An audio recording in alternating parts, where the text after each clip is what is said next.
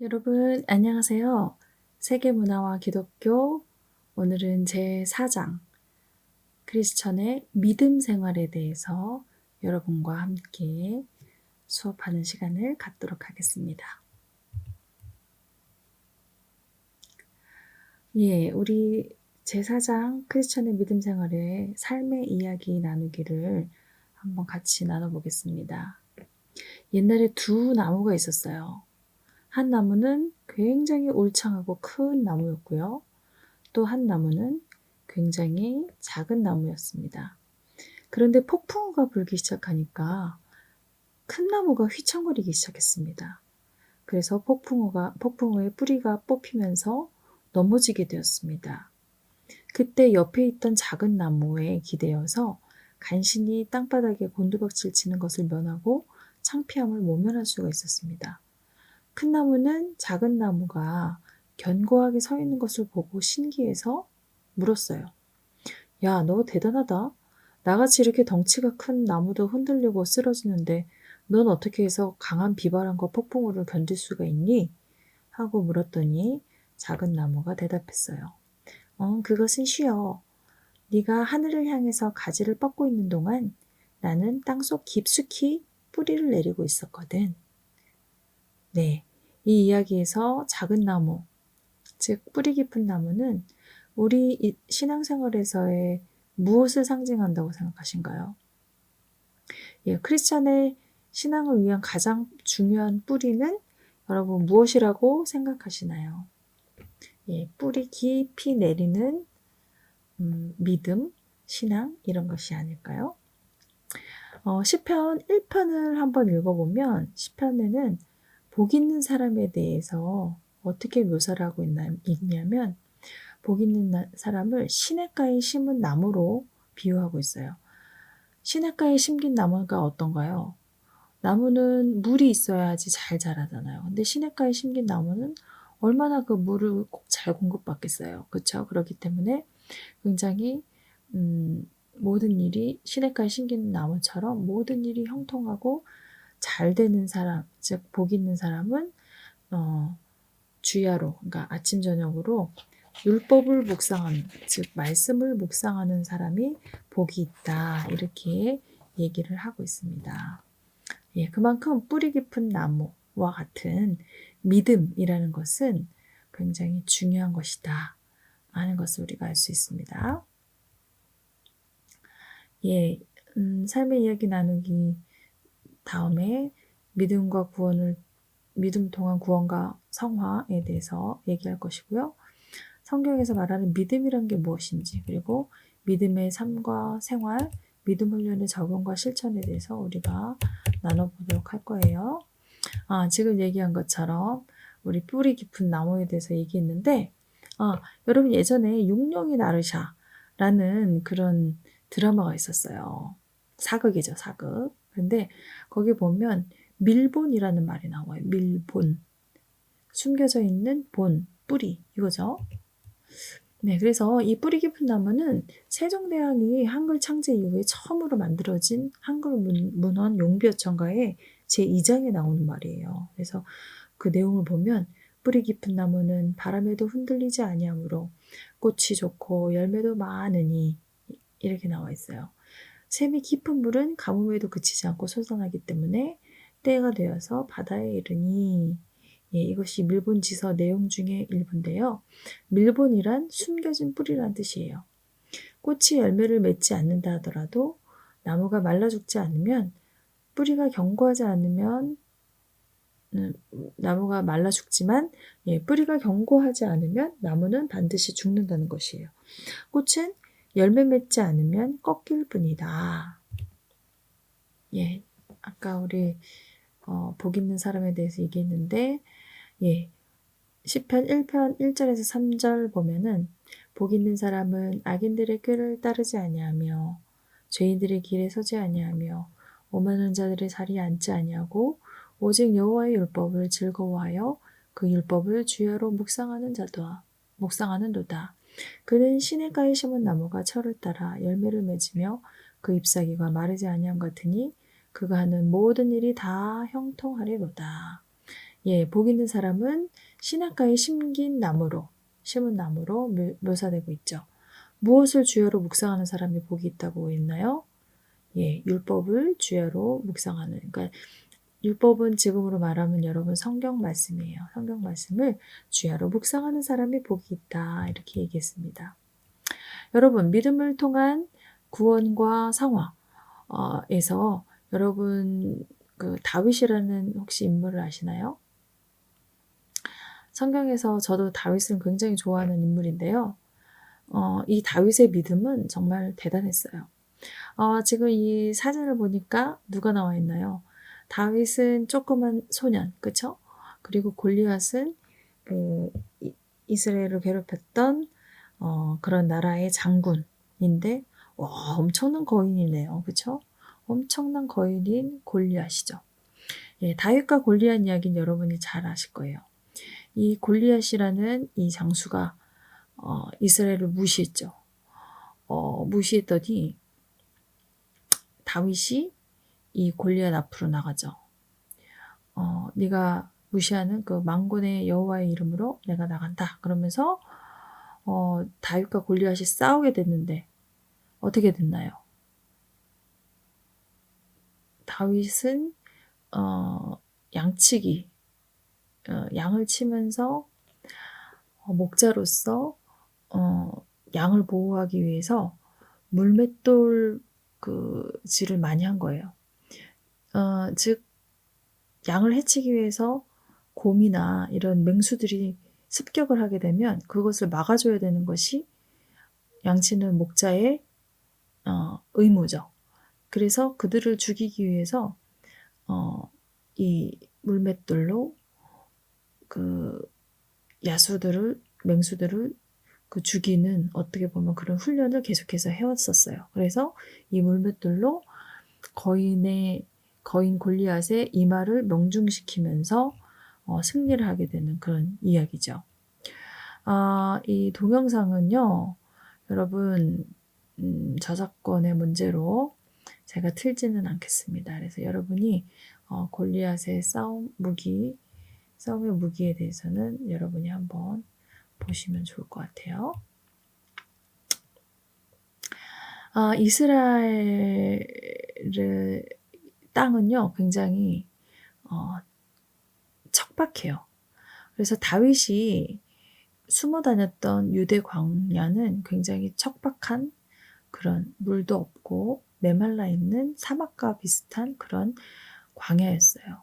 근데 시편 23편을 보면 내가 사망의 음침한 골짜기로 다닐지라도 해를 당하지 않는 것은 주께서 나와 함께 하심이라 이렇게 말하고 있는데 그만큼 다윗은 내가 아무리 어려운 일, 아무리 힘든 일들이 있을지라도 하나님이 함께 하신다는 그러한 믿음의 소유자였기 때문에 하나님이 다윗의 그 믿음을 보시고 다윗을 엄청나게 사랑하셨죠.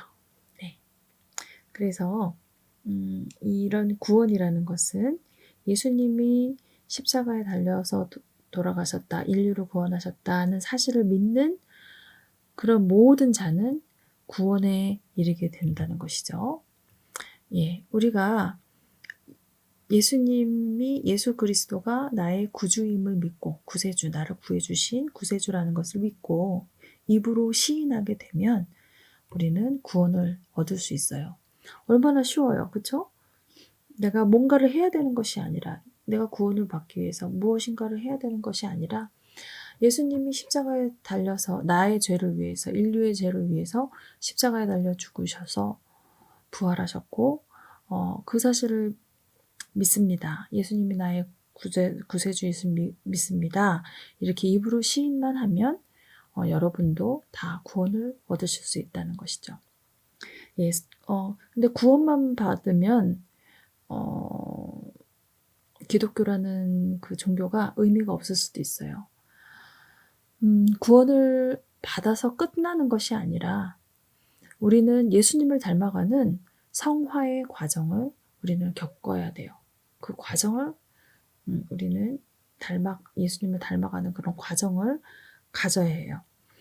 예, 타락한 옛사람의 모습을 완전히 벗어버리고 하나님께 헌신하고 봉사하면서 살아가는 거룩한 삶이 바로 성화된 삶이라고 할 수 있어요. 그래서 어떤 유혹이나 고난이 와도 하나님을 향한 믿음과 신뢰를 가지고 좌절하지 않고 담대하고 굳건한 믿음을 가지고 살아가는 것이 바로 성화라고 할 수 있어요. 즉 간단하게 이야기하자면 예수님을 닮아가는 것이다. 이렇게 우리는 볼 수 있습니다. 그래서 믿음은 이런 거룩한 삶을 살기 위한 본질적인 그런 힘이고 원천이라고 볼 수 있어요. 그럼 성경에서 말하는 믿음이라는 것이 도대체 무엇일까요? 믿음의 반대는요, 의심하는 것이 아니라요, 불신이에요. 의심은 단지 더 많은 사실을 분석해보면 사라지게 되지만, 불신이라는 것은 하나님에 대한 불순종을 의미하는 것이에요. 즉, 하나님이 선포하신 약속의 말씀을 따라 살기를 거부하는 것이죠. 그러므로 믿음은 하나님이 주신 약속을 끝까지 신뢰하고 하나님의 뜻에 절대적으로 복종하며 살아가는 것을 의미합니다. 자, 이제 믿음에 대한 것을 우리가 몇 가지로 볼 것인데요. 첫 번째, 성경에서 말하는 믿음은 보이지 않는 하나님을 바라보는 것이에요. 기독교 영성은 보이지 않는 하나님의 존재를 인정하고 받아들이는 것이라고 볼 수 있어요. 우리 인간의 눈은 보이는 세상만을 볼 수 있죠. 그렇지만 보이는 세상이 전부가 아니라는 것이에요. 인간의 눈으로 볼 수 없는 인간을 초월하여 계신 예수님을 그렇게 바라보는 것. 그런 하나님을 의식하면서 살아가는 것이 바로 기독교 영성이라고 볼 수 있습니다. 육체적인 그런 눈으로는 결코 하나님의 온전한 모습을 바라볼 수가 없는데요. 인류가 발전시켜온 과학을 통해서도 결코 하나님을 증명할 수 없고요. 하나님은 세상을 초월한 신비 그 자체예요. 그래서 보이지 않는 신비의 하나님을 바라보는 것이 바로 믿음이라고 볼 수 있습니다.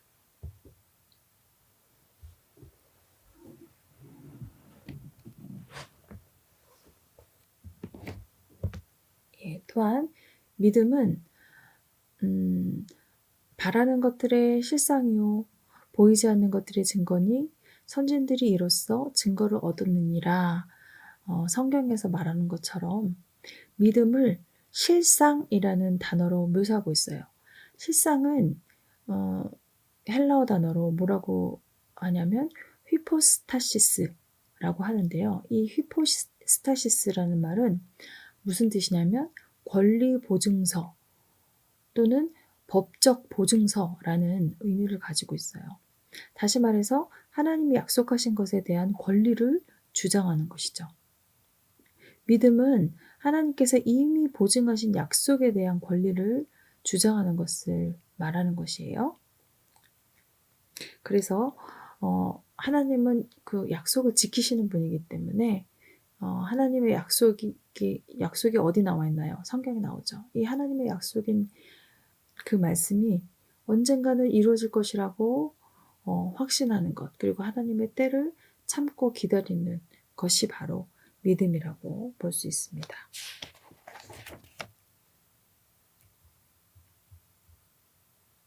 그래서 앤드류 머레이라는 사람이 이렇게 얘기했어요. 믿음은 언제나 하나님께서 말씀하신 것에나 약속하신 것에 근거를 두어야 합니다. 존경할 만한 사람은 무엇을 말한 후에는 그것을 실천합니다. 말 뒤에는 행동과 실천이 뒤따라야 하는 것입니다. 하나님께 있어서도 마찬가지입니다. 하나님께서는 성경을 통해 말씀하신 대로 행하십니다. 예, 그래서 성경엔 하나님의 약속이 다 나와 있어요. 그래서 여러분이 어떠한 상황일 때 성경을 보면서 그것을 가지고 하나님께 기도할 수 있는 것이에요. 하나님, 이렇게 성경에 이렇게 약속하셨잖아요.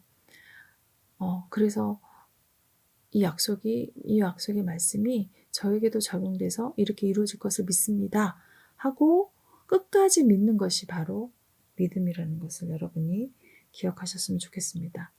그래서 성경에 나온 대로 이렇게 해주세요 할 수 있는 그것이 바로 권리보증서라는 그런 뜻이지요. 예, 세 번째로는 믿음은 행함, 곧 실천이다. 이렇게 볼 수 있습니다.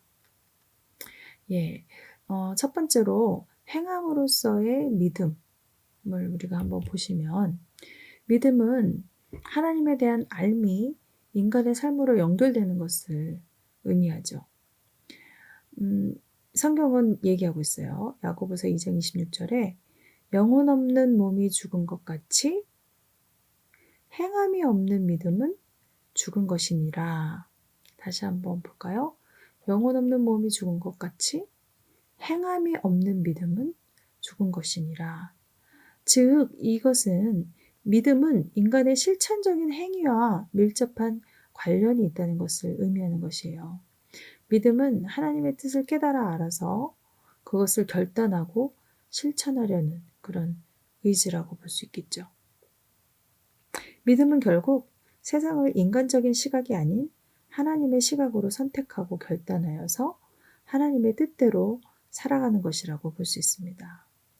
그래서 우리는 매 순간 이 세상을 살면서 삶의 궁극적인 목적이 사람을 위함인지 하나님을 위하는 건지 선택하면서 살아가야 한다는 것이에요. 예, 믿음을 가르치는 헬라어 단어는 피스티스라는 단어인데요. 이 단어의 의미는 신실하다 이런 뜻이에요. 그래서 어떤 상황에서도 신실하게 하나님을 바라보고 하나님의 뜻을 따르는 것이 바로 믿음이라는 것이에요. 삶의 헛된 욕망과 이익을 구하지 않고 변함없이 하나님의 나라와 의를 구하며 살아가는 삶이 바로 믿음이라고 볼 수 있습니다.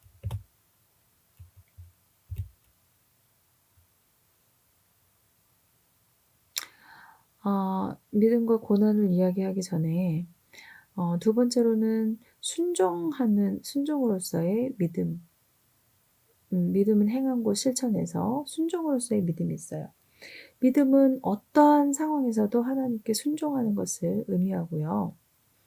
세 번째로 믿음은 용기로서의 믿음이에요. 믿음은 용기를 내어서 의지를 가지고 실행하는 것과 똑같다는 것이죠. 믿음은 마치 몸에 밧줄을 묶고 번지점프를 하는 것과 같다고 할 수 있어요. 밧줄이 나를 묶고 있기 때문에 안전하다는 확신을 갖고 있을 때 뛰어내릴 수 있잖아요. 그게 바로 믿음인 것이에요. 그래서 믿음은 용기를 내어서 실천하는 것이에요. 베드로가 예수님을 바라봤을 때는 무리를 걸을 수가 있었어요. 그런 용기를 내어서 예수님을 바라봤을 때 그렇게 걸었죠. 그런데 베드로가 물에 빠졌어요. 바로. 왜 그랬냐면 환경을 보고 두려워 떨기 시작했기 때문이에요. 그래서 믿음은 용기를 내어서 번지점프를 하는 모험과 같은 것인데 그 눈이 계속해서 예수님을 바라보면서 그 도전을 해나가야 되겠죠. 자, 믿음과 고난에 대한 이야기를 한번 해볼까요? 성경은 우리의 믿음이 시련을 거쳐서 단련된다고 말하고 있어요. 야고보서의 1장 2절 4절을 보면 내 형제들아 너희가 여러 가지 시험을 당하거든 온전히 기쁘게 여기라. 이는 너희 믿음의 시련이 인내를 만들어내는 줄 너희가 알미라. 인내를 온전히 이루라. 이는 너희로 온전하고 구비하여 조금도 부족함이 없게 하려 함이라. 이렇게 나와 있는데요. 믿음의 시련이 인내를 만들어낸다고 하는데 여기서 인내는 질긴 힘을 의미한대요. 하나님은 시련을 통해서 우리 믿음이 더욱 질기고 단단해지도록 만드신다는 것이에요. 도자기가 어떻게 구워지나요? 뜨거운 불 안에 있어서 그 불을 거쳐야지만 온전한 완성품이 되는 것처럼 인간 또한 시련과 환난을 겪고 나면 믿음이 더욱 굳어지고 단단해진다는 것이에요. 인간에게 다가오는 고난과 시련은 세상의 시각에서 보면 절망이고 고통이지만 하나님의 관점에서 보면 그것은 축복의 통로예요. 고통 가운데 하나님을 찾게 되고 하나님을 더욱 의지하게 되기 때문에 더 큰 믿음을 소유할 수 있어요. 믿음은 인생의 고난을 극복할 수 있는 그런 힘이며 인생의 고난은 믿음을 더욱 굳세게 합니다. 여러분 지금 이 사진에 여자분이 보이시죠? 이분은 화니 크로스비라는 작사가예요. 작사가. 그래서 여러분이 한국 찬송가에서도요. 21곡이나 되는 많은 작품이 이 미국의 위대한 찬송 작가 화니 크로스비의 곡이 되게 많이 있어요. 근데 지금 이 여자분의 눈에 뭐가 있나요? 까만 안경이 있죠. 예, 눈을 볼 수 없는 분이었는데 이분은 생후 6개월도 채 안 됐던 갓난아기 시절에 감기로 인해서 그의 눈 언저리가 열 때문에 부어오른 것이에요. 그랬더니 돌팔이 의사는 겨자를 갈아서, 그러니까 겨자가 여러분 매운 거 아시죠? 그 겨자를 갈아서 눈에다 바르라고 처방한 거예요. 그러니까 지금으로 따지자면 이제 민간요법 같은 거죠. 굉장히 돌팔이 약사였어요. 그쵸? 그래서 그 집 가정부는 그 말을 듣고 겨자를 갈아서 뜨겁게 해가지고 우리 화니 크로스비 눈에 발라준 거예요. 이로 인해서 크로스비는 맹인이 되고 말았어요. 크로스비는 시인일 뿐만 아니라 복음 찬송을 부르는 가수였기도 했고요. 위대한 복음 간증 사역자였어요. 그는 감리교회 평신도로 살면서 수많은 찬양시를 썼어요. 그는 자신이 맹인이라는 사실을 조금도 불편하게 생각하지 않고 오히려 감사하게 받아들였어요. 그는 이렇게 얘기했습니다. 하나님은 나의 육신의 눈을 멀게 한 대신에 나의 영의 눈을 열어주셨다. 내가 영의 눈으로 하나님을 바라보며 하나님 찬양을 위해 살고 다른 사람들도 하나님을 찬양하도록 찬양시를 쓰게 하셨음을 나는 믿는다. 만약 내가 육신의 눈을 떠서 세상 것으로 장애를 받았더라면 내 어찌 그토록 많은 찬송시를 쓸 수 있었으랴. 인생이 그다지 길지 않기에 복음을 듣지 못한 사람들에게 복음을 노래하게 하련다. 오히려 눈이 멀었기 때문에 영의 눈을 뜨게 해주셔서 육신의 눈을 떠서 보는 사람들보다도 오히려 어떻게 보면 하나님의 더 은혜를 경험했고 그런 사람들에게 복음을 증거하는 그런 사람이 될 수 있었다는 것이죠. 자, 그렇다면 우리는 믿음의 삶과 생활을 어떻게 해야 할까요? 예수 그리스도를 믿고 따르는 사람들은 우리가 뭐라고 하나요? 예, 예수님의 제자라고 할 수 있죠. 여러분도 따르고 누군가를 따를 때 그 사람들을 보면 스승과 제자 이렇게 얘기하는 것처럼 예수 그리스도를 믿고 따르는 사람들은 예수 그리스도의 제자라고 볼 수 있죠. 이 제자라는 그 제자를 의미하는 헬라어 단어는 마데테스라는 것이에요. 마데테스라는 단어인데 이 본래 의미는 스승의 생애를 그대로 재현하는 사람이라는 뜻이 있어요. 스승의 언행과 특징까지도 그대로 모방하는 사람이 바로 제자라는 것이죠. 진정한 제자의 모습은 자신을 버리고 예수 그리스도의 십자가를 믿고 예수를 따르는 것이에요. 예수님이 이렇게 말씀하셨기 때문이에요. 아무든지 나를 따라오려거든 자기를 부인하고 날마다 제 십자가를 지고 나를 따를 것이니라. 이렇게 얘기하고 계세요. 그래서 진정한 제자는 자신을 버리고 예수 그리스도의 십자가를 믿고 예수를 따르는 것이라고 볼 수 있습니다. 예수 그리스도를 믿고 그의 삶을 담고자 하는 그런 크리스천은 예수 그리스도께서 믿음의 훈련을 통해 그의 믿음을 더욱 굳건하게 하십니다. 그래서 여기 보면 하나님 바라보기 그래서 성경이 제시하는 믿음의 원리에 대해서 얘기하고 있어요. 믿음은 어떤 상황과 환경 가운데서도 하나님을 바라볼 수 있는가 또는 그렇지 않은가 하는 그런 질문이라고 볼 수 있어요. 어떠한 상황에서도 하나님을 의지하고 나가야 된다는 것이죠. 즉 어떠한 상황이라는 것은 내가 좋을 때든 나쁠 때든 성공할 때든 실패할 때든 부자이든 가난할 때든 이 모든 것이 어떤 상황에서도 어떤 환경에서도 하나님을 의지하고 바라보면서 나아가는 것이에요. 구약 성경에서 아브라함과 노아의 그런 절대적인 그런 믿음 때문에 하나님은 굉장히 이들을 사랑하셨어요. 이들의 믿음은 정말 여러 고난의 상황에서도 그런 상황을 바라보지 않고 오직 하나님만을 바라보면서 갔던 그런 그들의 믿음을 볼 수가 있어요.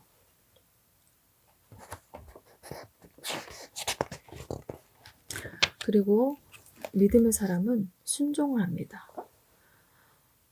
믿음이란 나를 조각하는 하나님의 작업에 주의 깊게 주목하면서 온전히 하나님께 순종하는 것이 바로 믿음이에요. 고난과 시련을 통해서 믿음을 훈련시키는 하나님의 뜻에 무조건 순종하는 것, 그것이 바로 믿음이라는 것이죠. 그리고 세 번째로는 역할 모델을 정해야 돼요. 히브리서 11장에 보면 수많은 믿음의 사람들을 소개하고 있어요. 아벨, 에녹, 노아, 아브라함, 이삭, 야곱, 요셉, 모세, 라합, 기드온, 바락, 삼손, 입다, 다윗, 바울 등 많은 믿음의 조상들을 소개하고 있어요.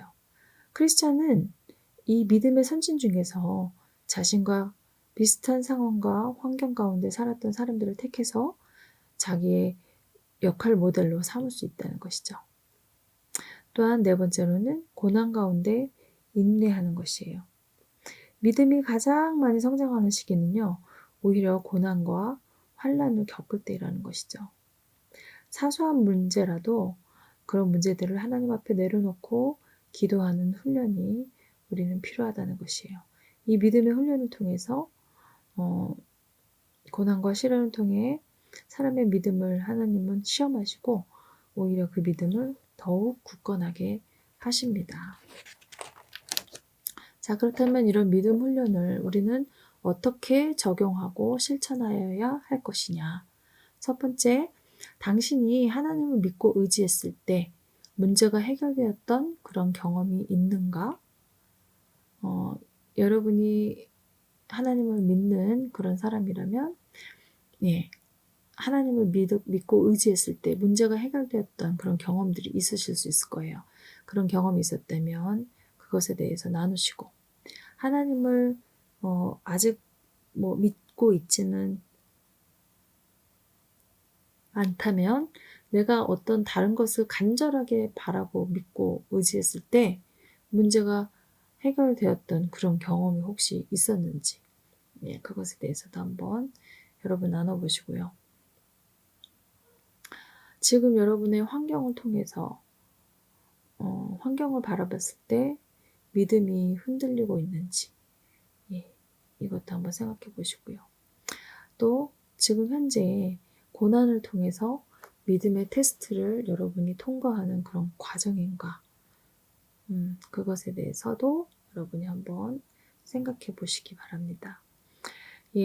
우리가 강의를 마치기 전에 이 두 가지 이야기를 한번 여러분과 나눠보기를 원해요. 아주 유명한 설교가 스펄전이라는 그 설교가가 있었어요. 영국의 위대한 설교가였던 이 스펄전 목사님이 하루는 자신이 돌보는 고아들을 위해서 한 도시에서 300파운드의 금화를 모금한 거예요. 그래서 너무너무 감사해서 기도하는데 갑자기 기도 중에 성령이 말씀하시기를 그 돈을 조지 밀러 목사에게 갖다 주어라, 이렇게 말씀하셨다는 거예요. 그런데 굉장한 믿음의 결단이 필요했어요. 그러나 그가 담대하게 믿음으로 결정을 내리고 조지 밀러 목사님을 찾아갔어요. 마침 그 기도실에서 조지 밀러 목사님이 나오셨어요.